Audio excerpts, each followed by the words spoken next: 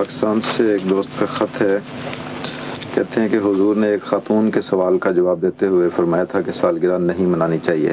ٹھیک ہے. اور مومن کو لغویات سے پرہیز کرنا چاہیے. ٹھیک. ذرائع شفقت وضاحت فرما دیں کہ اس تقریب کو اگر اس نیت سے کہ ایک دوسرے پر بوجھ ڈالے بغیر صرف بچے کی خوشی اور آپس میں محبت بڑھانے کے لیے منایا جائے تو کیا پھر بھی یہ لغویات میں ہی آئے گی یا یہ بہانے ہیں مختلف جو نفس پیش کرتا رہتا ہے؟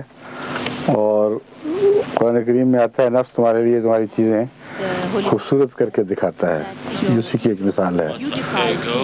جب ایک رسم کو بطور رسم کے ترک کرنا ہو تو پھر انفرادی بحث نہیں رہا کرتی کہ کسی کی کیسی نیت ہے اور کیا ہے.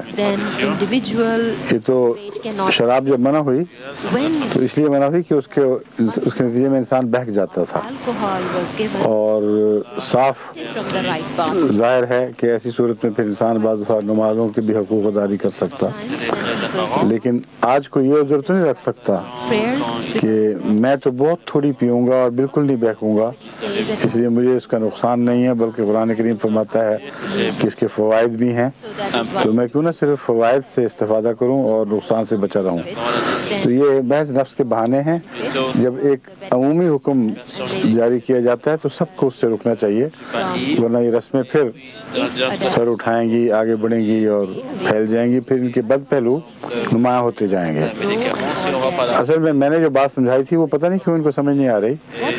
میں نے کہا تھا کہ اگر حضرت صلی اللہ علیہ وآلہ وسلم کی پیدائش کا دن نہ آپ نے منایا، نہ صحابہ نے، نہ آپ کی بیگمات نے، نہ خلفاء کی پیدائش کا دن منایا گیا تو آپ یہ ایک عذر رکھ سکتے ہیں شاید.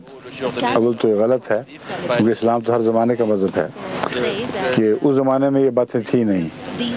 پھر یہ زمانہ آ گیا، اس میں حضرت مسیح موعود علیہ السلام بطور مہدی کے تشریف لائے، سنت محمد مصطفیٰ صلی اللہ علیہ وآلہ وسلم کو اپنے عمل میں زندہ کر کے دکھایا. تو اب تو وہ زمانہ تھا جب کہ یہ رسمیں منائی جا رہی تھیں. آپ کی کیوں برتھ ڈے نہیں منائی گئی؟ کیوں خلفاء میں سے کسی کی برتھ ڈے نہیں منائی گئی؟ مجھے تو یاد بھی نہیں ہوتا کہ آج برتھ ڈے ہے. مجھے کبھی کسی کا فون آ جائے اتفاق سے تو پتہ چلتا ہے. تو یہ فضول باتیں ہیں. خوشیوں کے اور جو طریقے ہیں، آمین منانے کا کتنا اچھا طریقہ رائج ہوا ہے. یہ سنت حسنہ ہے جو اسلام میں داخل ہوئی ہے. اس سنت حسنہ سے فائدہ اٹھائیں. بچوں میں قرآن کریم کا شوق ہوگا اور وہ جب سج دھج کے تیار ہو کے قرآن پڑھنے آئیں گے، پھر آپ دعوت کریں گی تو آپ کے سارے شوق اچھی طرح پورے ہو سکتے ہیں. اس لیے فضول باتوں کے لیے فضول بہانہ نہ بنائیں. ظہور مہدی آخر